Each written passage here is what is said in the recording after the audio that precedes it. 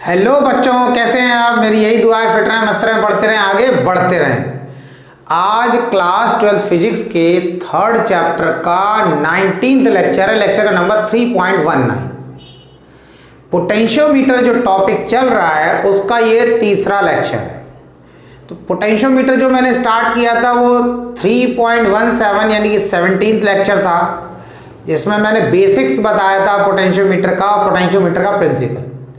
उसके बाद 3.18 यानी कि इससे जस्ट पहले वाला जो लेक्चर था उसमें आपने पढ़ा एप्लीकेशन ऑफ पोटेंशियोमीटर, और आज जो टॉपिक है वो भी एप्लीकेशंस पर बेस्ड है, यानी कि एप्लीकेशन ऑफ पोटेंशियोमीटर, यानी कि पोटेंशियोमीटर का यूज है, जिसमें आज आप देखेंगे कि पोटेंशियोमीटर की हेल्प से आप किस तरीके से किसी सेल की इंटरनल रेजिस्टेंस को फाइंड करेंगे। ये डायग्राम बना हुआ है, ये प्रीवियस लेक्चर का ही है, ठीक है। मैंने इसको इसलिए नहीं रब किया है, मैं इसमें आपको दिखाने जा रहा हूं कि क्या चेंज करना है, और थोड़ा सा चेंज करके ये जो आज डेरिवेशन ड्राइव करेंगे उसका ये डायग्राम बन जाएगा, ठीक है।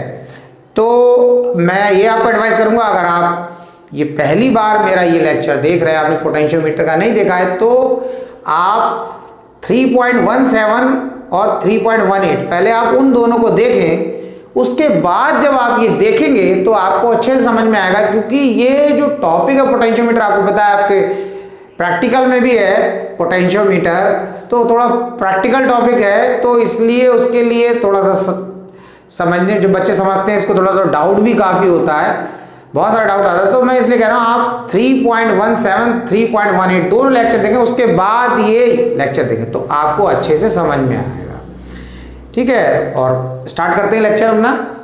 अभी तो देखो, पिछले लेक्चर में जैसे मैंने बताया था, आपने दो सेल का ईएमएफ का रेशियो निकाला था, एक अननोन सेल की ईएमएफ कैसे फाइंड करेंगे वो समझा। आज क्या करना है, किसी सेल की इंटरनल रेजिस्टेंस कैसे निकालेंगे with the help of potentiometer.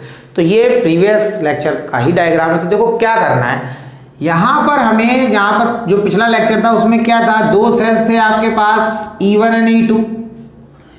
तो E2 को हमें यहां से रिमूव कर देना है, ये जो दूसरा वाला सेल है ना, इसको रिमूव कर देना, और इसके प्लेस पर आपको एक रेजिस्टेंस बॉक्स लगा देना है, ठीक है।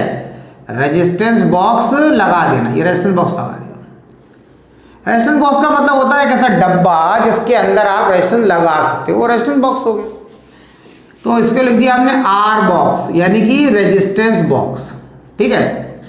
अब क्या होता है, जब हमारा ये डायग्राम बना होता है रेजिस्टेंस बॉक्स, तो यहां पर ये K1 की होगा, K2 की होगा, ठीक है। इस सेल का ईएमएफ हम E रखेंगे।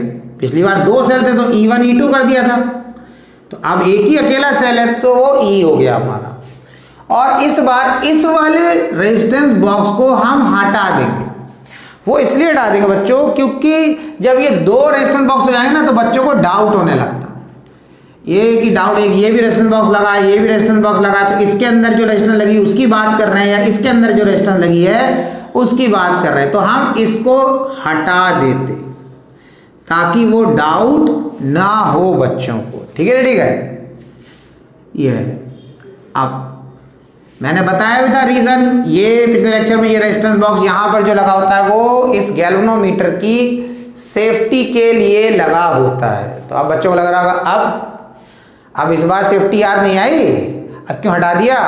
देखो भैया, इसलिए हटा दिया, उस गैल्वेनोमीटर की सेफ्टी से ज्यादा इंपॉर्टेंट है आपको समझ में आना। देखिए, गैल्वेनोमीटर खराब हो जाए, उसमें आग लगे लग जाए, आग लगे लग जाने दो, लेकिन आपको डाउट नहीं होना चाहिए। बात समझ में आया। तो वो इसीलिए उसको हटा दिया। गैल्वेनोमीटर से ज्यादा इंपॉर्टेंट आप लोग, आपको डाउट हुआ तो सब बेकार है जो पढ़ाया, तो इसीलिए अब ये कंडीशन होगी। तो आपने देखा होगा, आपको ये भी समझ में आया होगा कि किस तरीके से थोड़ा सा चेंज करके ये दूसरे हमारा डेरिवेशन के लिए पूरा हमारा सेटअप, पूरा डायग्राम हमारा रेडी हो गया, ठीक है। अब जैसे भाई ये तो मैं कराऊंगा, इससे पहले मैं फिर इसका भी थोड़ा बेसिक बता दूं। मैंने पिछले लेक्चर में भी जब मैंने डेरिवेशन कराया था उसका थोड़ा बेसिक बताया था, इसमें भी उसका बेसिक बताऊंगा, क्योंकि उसके बाद आपको ये चीज अच्छे से समझ में आएगी। बिल्कुल टेंशन नहीं लेना है, बिल्कुल डिटेल में बता रहा हूँ, एक एक चीज बता रहा हूँ, आप उसको थोड़ा सा कोशिश करना, थोड़ा कंसंट्रेट करके ध्यान देना, आपको समझ में आएगा। ठीक है ये। और फिर भी कुछ डाउट हो रहा है, आपको लगता है कोई क्वेश्चन है, तो मैं आपको बता रहा, कमेंट बॉक्स तो आपके लिए है ही, कमेंट बॉक्स में कमेंट करके बताओ, उसका मैं आंसर आपको दे दूंगा। ठीक है, टेंशन कतई नहीं लेना है। अब इधर क्या करा, देखो हमने एक सेल ले लिया। ठीक है, बड़ा मजेदार टॉपिक है यार, बस मजे लेना है, इंटरेस्ट ले लेके पढ़ना। ठीक है, इसमें इंटरेस्ट लोगे ना तो उसमें कुछ बात अलग होती है।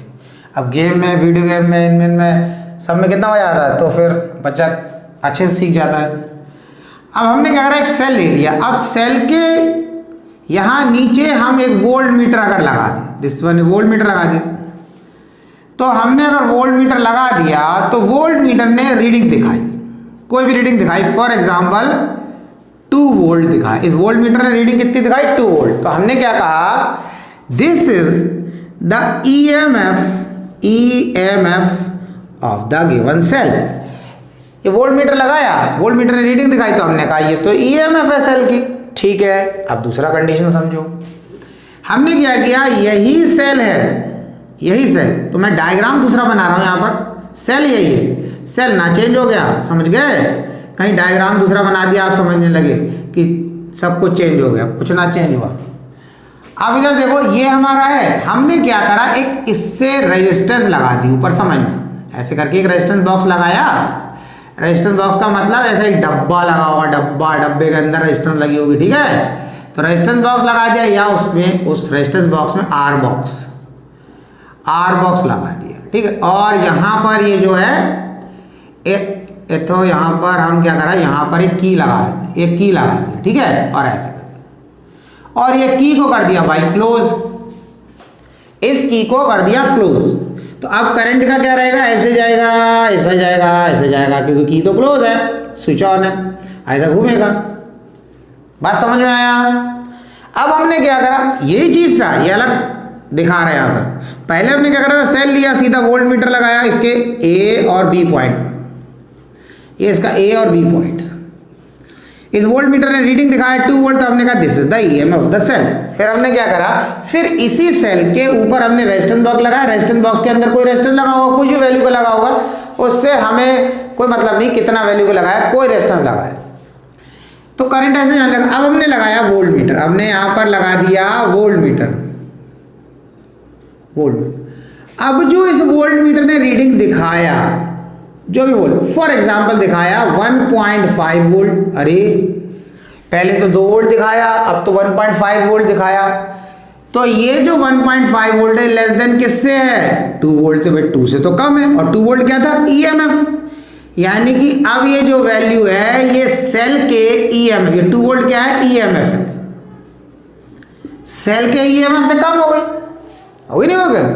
तो ऐसा कैसे होगा भाई, यहां पे तो ये 2 वोल्ट दिखा रहा है, यहां पर ये 2 वोल्ट से कम दिखाया, क्योंकि इस सेल से करंट इस रेजिस्टेंस बॉक्स में जाने लगा, यहां भी जाने लगा और यहां भी गया, इसलिए कम दिखाने लगा। इस टाइम पर समझना, अब जब इस सेल का करंट रेजिस्टेंस बॉक्स में भी जा रहा है, तब ये वोल्ट मीटर इस सेल के EMF को मेजर नहीं कर सकता। और क्यों नहीं कर सकता, EMF की डेफिनेशन ही है ये, EMF की और टर्मिनल पोटेंशियल डिफरेंस, जिसे सिंपली हम पोटेंशियल डिफरेंस भी बोल देते हैं, उसकी डेफिनेशन आप देखें, मैंने बताया है कि जब किसी सेल के करंट को हम यूज कर रहे होते, यूज, समझ गए, उस टाइम पर जो वोल्ट मीटर रीडिंग देता है वो कहलाता है टर्मिनल पोटेंशियल डिफरेंस या simply potential difference of the cell. जैसे ये, यानी कि अब पहले आप इससे समझो, यहां पर एक सेल है, सेल से हम कोई करंट नहीं ले रहे, मतलब सेल से, ये सेल है, इससे कोई LED नहीं जला रहे हो, इससे कोई रेजिस्टेंस नहीं लगाई, कुछ नहीं, ये सेल लगा था, सीधा वोल्ट मीटर लगा दिया। जब सीधा वोल्ट मीटर लगा दिया, सारा का सारा करंट वोल्ट मीटर में जाने लगा, तो वोल्ट मीटर ने जो रीडिंग दी, that is known as EMF of the cell, EMF of the cell. No current is drawn from the cell, current, इस सेल के करंट का कोई हम यूज नहीं कर रहे दूसरा, तो जो वोल्ट मीटर ने रीडिंग दी दैट इज ईएमएफ। पर यहाँ क्या होता है, यहाँ पर हमने इस सेल से एक रेजिस्टेंस लगा दी, रेजिस्टेंस में करंट जा रहा है, रेजिस्टेंस गर्म हो रही है, हम सेल के करंट को यूज कर रहे हैं। यूज का मतलब हमारा करंट कहाँ आ रहा है, सेल का करंट रेजिस्टेंस बॉक्स में आ रहा है, और साथ में हम उस वोल्टेज भी मेजर कर रहे हैं सेल के। तो अब ये जो वोल्ट मीटर रीडिंग देगा that is known as potential difference of the cell, यानी कि अब जो वोल्ट मीटर है वो रीडिंग जो देगा उस रीडिंग को क्या बोलेंगे, पोटेंशियल डिफरेंस। उसको हम ईएमएफ नहीं बोलेंगे क्योंकि हम सेल से करंट ड्रॉ कर रहे हैं, मतलब समझ गए, यानी कि सेल का करंट हम रेजिस्टेंस बॉक्स में दे रहे हैं, यानी कि हम यूज कर रहे हैं, सेल का करंट यूज भी कर रहे हैं और सेल के वोल्टेज भी मेजर कर रहे हैं। तो उस समय जब हम सेल के करंट को यूज भी करते और सेल के वोल्टेज भी मेजर करते तब उस वोल्टेज को क्या बोलते, टर्मिनल पोटेंशियल डिफरेंस। और जब सिर्फ सेल के हम वोल्टेज मेजर करते that is known as EMF.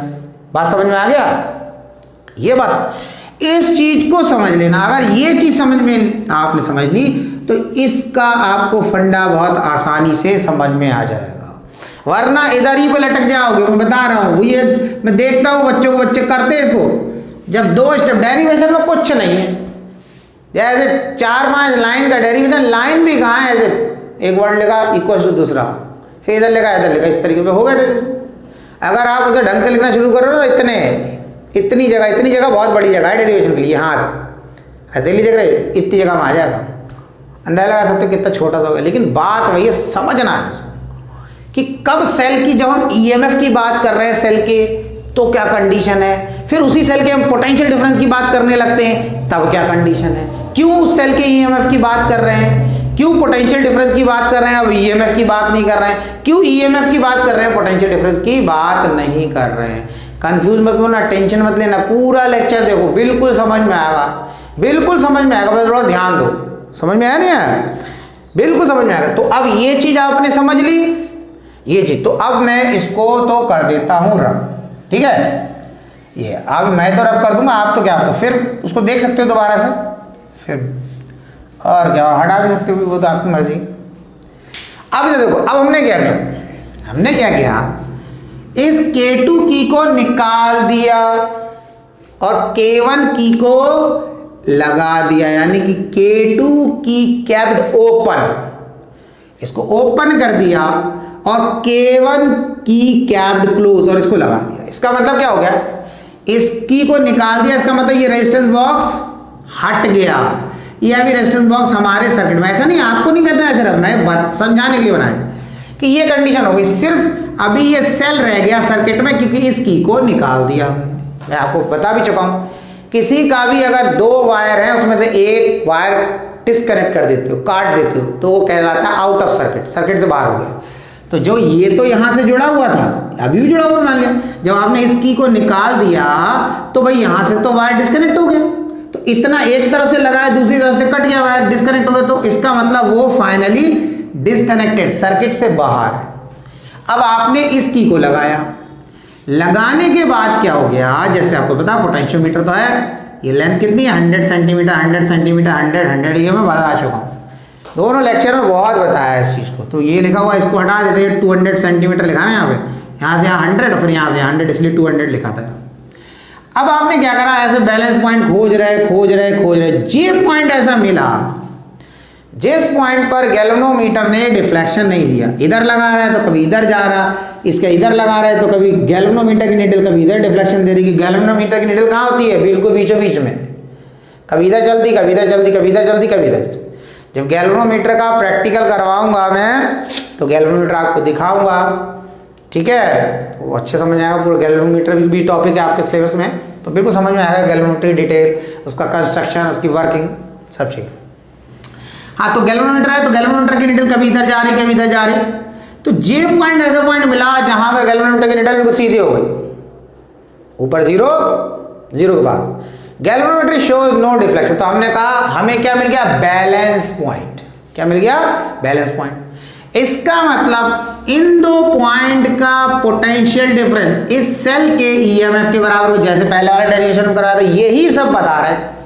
इसलिए मैंने कहा कि अगर आपने वो नहीं देखा, आप वो देखो, बिल्कुल वही चीज समझ, बार बार वही चीज है। तो जे पॉइंट ऐसा पॉइंट मिला जहां पर गैल्वेनोमीटर कोई डिफ्लेक्शन शो नहीं कर रहा था, तो हमने लिखा, तो पहले स्टेटमेंट आप क्या लिखोगे, let the key K1 kept close and K2 kept open, इसको क्लोज कर दिया, इसको open, and J is the point where galvanometer shows no deflection, J is the point where galvanometer shows no deflection, it means J is the balance point, balance point है, galvanometer की needle एक ही जगह रुकी हुई है तो balance point मिल गया, ना राइट जा रही ना लेफ्ट जा रही, बैलेंस हो गया नहीं हो गया, ये चीज बैलेंस पॉइंट हो गया। क्योंकि जैसे आपने देखा तराजू होती है ना, तराजू वो मैनुअल वाली तुमने देखा, कबाड़ी वाड़ी लोग भी रखते थे, सामान रखा इधर सामान रखा, ठीक है, तो इस तरीके से, तो उसमें एक बीच में निडल लगी होती है, इधर सामान ज़्यादा हो गया तो वो निडल ऐसे बीच में होती है, इधर चली जाती है इधर, और इधर वेट ज़्यादा हो गया तो इधर बीच में होती है, तो कहते हैं मतलब बिल्कुल बैलेंस है, जब बैलेंस बीच में होती है, निडल बीच में होती है उसकी, दोनों जो उसके पैंस होते हैं ना वेट बराबर है तो वो निडल बीच में, तो बैलेंस, तो ऐसे ही गैल्वेनोमीटर की जो निडल है वो बीच में है तो क्या है, बैलेंस पोजीशन में, तो इस पॉइंट पे लगाने पर ये गैल्वेनोमीटर की निडल 0 पर आ जा रही है, तो हम इस पॉइंट को बोल देते हैं बैलेंस पॉइंट, ठीक है। तो अब क्या करा, हमने कहा ये बैलेंस पॉइंट मिल गया, तो हमने कहा इस सेल का ईएमएफ, सेल का ईएमएफ, अब E1 E2 नहीं लिखना, एक ही सेल है, किसके बराबर है, पोटेंशियल डिफरेंस बिटवीन VAJ, यानी कि इस सेल का ईएम इन दो पॉइंट के पोटेंशियल डिफरेंस के बराबर है, इसीलिए ना तो इसका करंट इसमें जाएगा ना इसका करंट इसमें जाएगा, ठीक है, ये हो गया। अब जब ये हो गया तो हमने इसको लिखा वेयर VAJ किसके बराबर होता है, KL1 के बराबर, ये बता चुका हूं, तो ये मैंने बताया जनरल फॉर्मूला क्या होता है, V equals to KL, potential का फार्मूला K इंटू L, तो V की जगह लिख दिया VAJ, यानी कि ये पोटेंशियल AJ पॉइंट के बीच का है, K पोटेंशियल ग्रेडियंट है और AJ पॉइंट की लेंथ कितनी L1, तो इसलिए L1 कर दिया। इसको फर्स्ट इक्वेशन, इसको सेकंड इक्वेशन, फ्रॉम कंपेयर कर दो, from equation first and second, क्या हो रहा है देखो, इसका राइट हैंड साइड और इसका लेफ्ट हैंड साइड बराबर, तो क्या हो जाएगा, E इक्वल्स टू हो जाएगा KL, हमने इसको बराबर रख दिया, इन दोनों को बराबर रख दिया, तो ये दोनों बराबर है, ये हमारी हो गई थर्ड इक्वेशन, ये हमारी हो गई थर्ड इक्वेशन, बात समझ में आया नहीं आया, ये थर्ड इक्वेशन। अब हमने क्या करना है, आप समझना, इससे पहले वाला जो डेरिवेशन करवाया उसमें क्या कराते थे, इस की को लगाया तो इसको निकाल लिया, इसको लगाया तो इसको निकाल लिया, लेकिन यहां पर थोड़ा सा चेंज क्या, इसको लगाया और इसको निकाल लिया और ये इक्वेशन बना ली। नेक्स्ट स्टेप में इसको तो लगा रहने दिया जैसे लगी थी, इसको भी साथ में लगा दिया, यानी कि अब की बार ये भी लगी हुई है की, now both the key capped close, यानी कि ये भी क्लोज है ये भी क्लोज है, यानी कि दोनों ऑन, करंट यहां से इस तरीके से, ये इस तरीके से इधर से पास हो जाएगा, इसकी से भी करंट पास हो जाएगा, दोनों की क्लोज कर दी है। अब बताओ देखो पहले क्या हो रहा था, इस सेल का अगर करंट ऐसे करके जा रहा था, इधर जा रहा था, लेकिन जब आपने ये की लगा, क्योंकि यहां से ऐसे अगर जाता करंट तो यहां से तो ओपन था, तो ऐसे तो जा नहीं सकता था, इसलिए करंट सीधा यहां से जाके यहां। अब जब आपने ये भी की लगा दी तो अब करंट कुछ यहां भी जाएगा, कुछ करंट यहां भी जाएगा, बात समझ में आ रही है, यहां भी जाएगा कुछ करंट यहां भी जाएगा। अब आप बैलेंस पॉइंट खोज रहे, J डैश ऐसा पॉइंट मिल गया जहां पर गैल्वेनोमीटर अब फिर से डिफ्लेक्शन नहीं दे रहा है, यानी कि J dash is the balance point. तो अब इस बार क्या, इस बार ध्यान देना, अब क्या लिखेंगे, हम लिखेंगे इस सेल का जो पोटेंशियल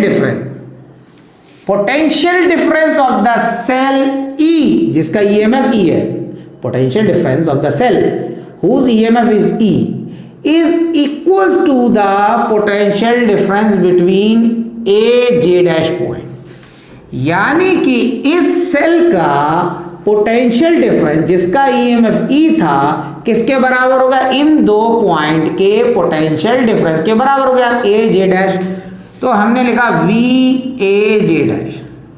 अब क्या लगता है, अब लगता है भाई अभी तो इस सेल की EMF की E की बात कर रहे थे, इससे पहले वाला डेरिवेशन करा तब भी E1 E2 EMF की बात कर रहे हैं, अब ये पोटेंशियल डिफरेंस कहां से आ गया सेल का, यहां तो लिखा भी नहीं हमने, सेल का तो EMF E लिखा है, तो पोटेंशियल डिफरेंस की बात क्यों करने लगे, बात समझना है भाई। इधर से करंट जब बैलेंस पॉइंट मिला जब आपने दोनों की को क्लोज कर दिया और जे डैश ऐसा पॉइंट मिल गया जहां पर ये गैल्वेनोमीटर कोई भी डिफ्लेक्शन शो नहीं कर रहा है, ठीक है।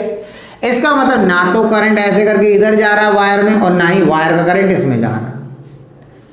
तो ईएमएफ क्यों यूज नहीं करा यहां पर, ई क्यों नहीं यूज करा? तो इसलिए नहीं करा क्योंकि इस सेल के पैरेलल में ये ऊपर रेजिस्टेंस बॉक्स लगा दिया हमने। जब इसका करंट इसमें जाने लगेगा तो अब सेल का ईएमएफ की बात नहीं करेंगे, अब हम सेल के किसकी बात करेंगे? पोटेंशियल डिफरेंस की बात। ईएमएफ की बात तब तक करते हैं जब पूरा का पूरा सेल का करंट इधर आ रहा होता, पूरा का पूरा करंट इधर। जो मैंने स्टार्टिंग में आपको कॉन्सेप्ट समझाया कि सिंगल सेल लगाया, आप मेजर कर रहे हो तो सेल का क्या मेजर हुआ?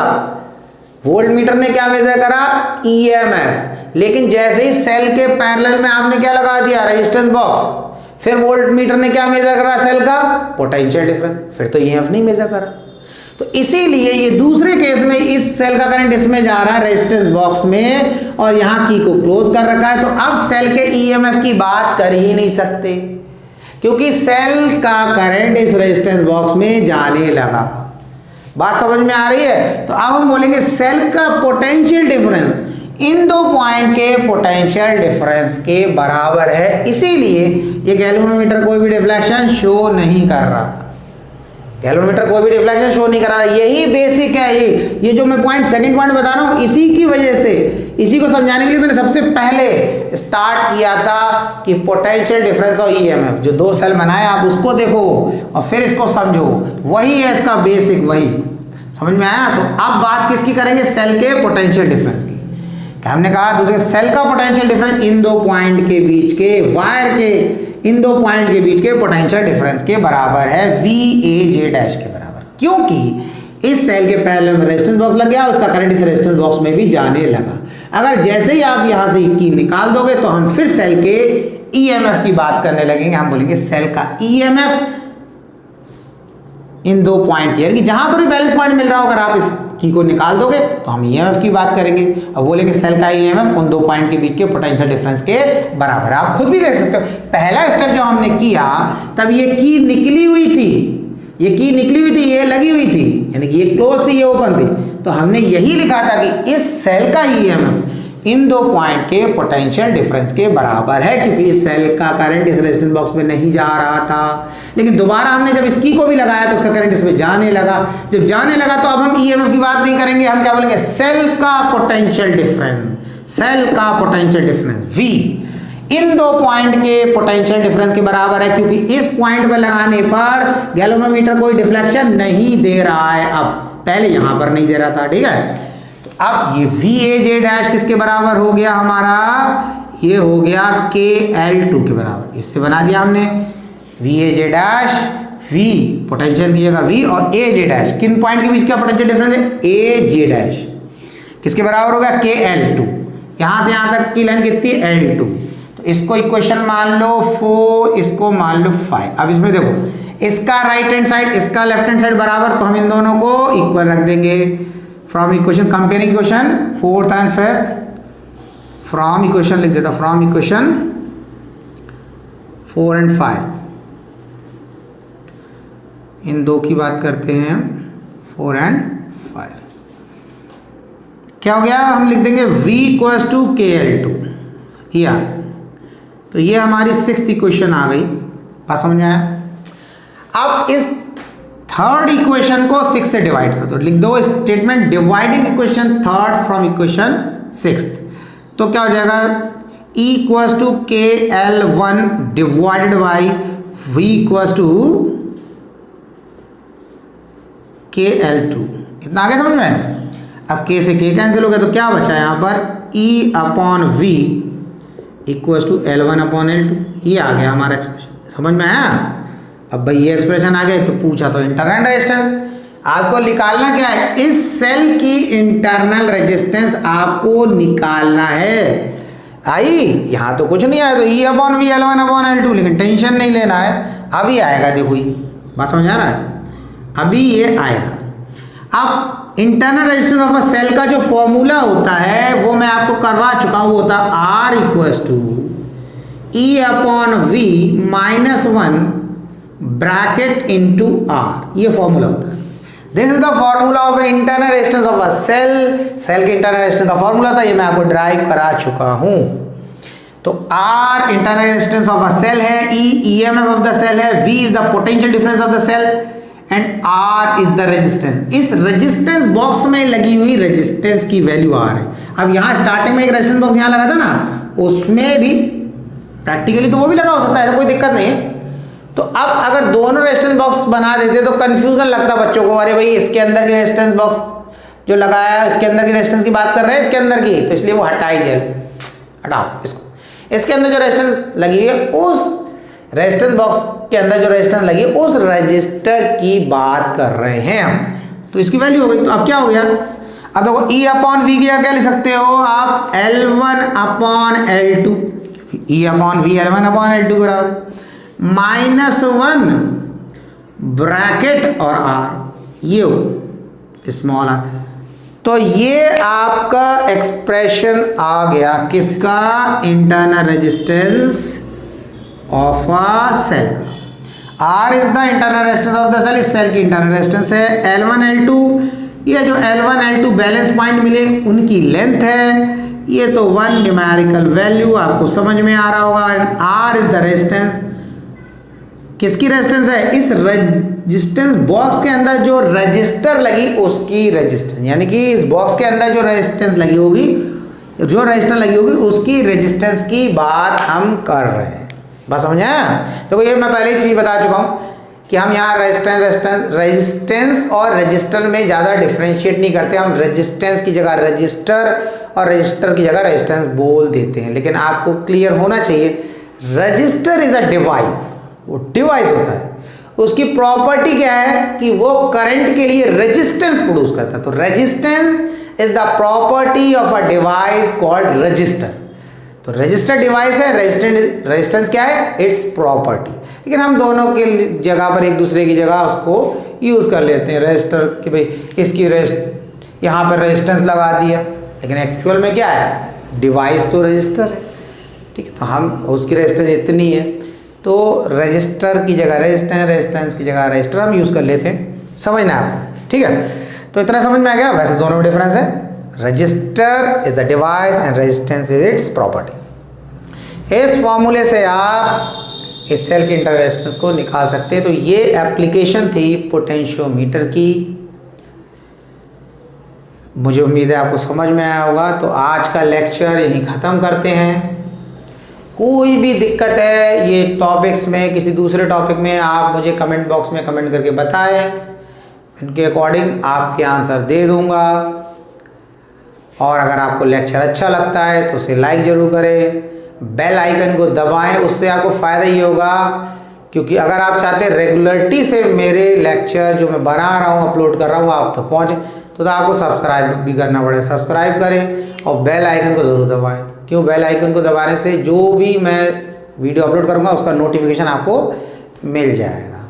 ठीक है, पढ़ते रहें, आगे बढ़ते रहें, कोशिश करते रहें। कोशिश करने वालों की हार नहीं होती, मेहनत कभी बेकार नहीं होती, बस मेहनत करते रहें।